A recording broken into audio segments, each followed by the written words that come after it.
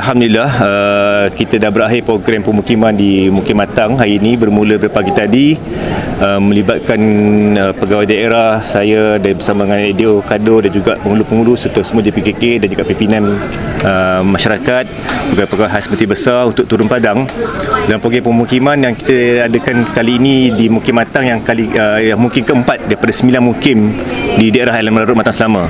So kita dah buat sebelum ni di peringkat mukim Bukit Gantang, mukim Terong, dan kita akan susun lepas ni untuk program-program lain. Alhamdulillah, pada pagi tadi kita mulakan dengan lautan di Pasar Matang, disusuli dengan program Santuni Manani untuk tengok projek di peringkat kampung-kampung.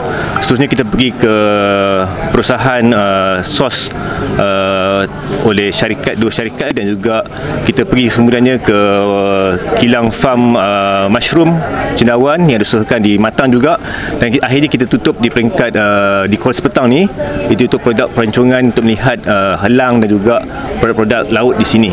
Dan dari segi keseluruhan saya berpuas hati dari segi input yang kita dapati, yang mana saya maklumkan awal tadi, tujuan kita lakukan program ini untuk kita dekat dengan masyarakat, lihat apa isu-isu semasa, dan kita nak bawa program Perak Sejahtera 2030 ini untuk kita hadam di peringkat daerah. Sebab daerah LMS ini kita punya hub, kita punya niche, kita punya flagship ialah hub pelancongan eco-warisan. Jadi melalui program-program pemukiman ini kita akan bawa apa-apa sahaja yang berkaitan dengan aspek pelancongan untuk kita ketengahkan, untuk bantu secara bersama, kukuhkan di peringkat Taiping untuk dihilirkan di peringkat mukim-mukim.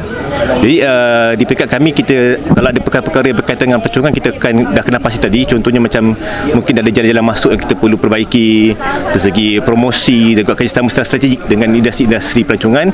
Kita akan teruskan usaha tersebut untuk bantu dari segi aspek pelancongan, dari segi keseluruhan juga tanggungjawab kita di peringkat daerah nanti, insya-Allah. Dalam jadual kami di peringkat daerah selepas ini dah mukim Sungai Tinggi memang ada dalam jadual, dan mungkin kita akan susukan mukim Batu Kurau lepas ini. Memang kalau ikutnya, setiap yang saya dah pergi sebelum ni pun, setiap mukim tu ada dia punya keunikan dia sendiri, kan. Contohnya macam di Bukit Gantang sebelum kita pergi, dia lebih kepada pelancongan desa. Ada kita menggunakan pelancongan pengalaman pelancongan, sebab pergi ke laut, ke sungai-sungai, pergi ke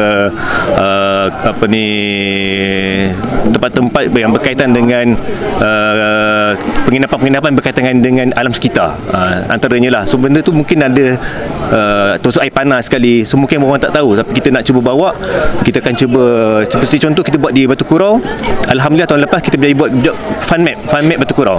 So segala industri berkaitan pelancongan kita dah di-mapkan dalam satu peta untuk kita bantu mukim Batu Kurau untuk dinaikkan imej dia sebagai mukim pelancongan.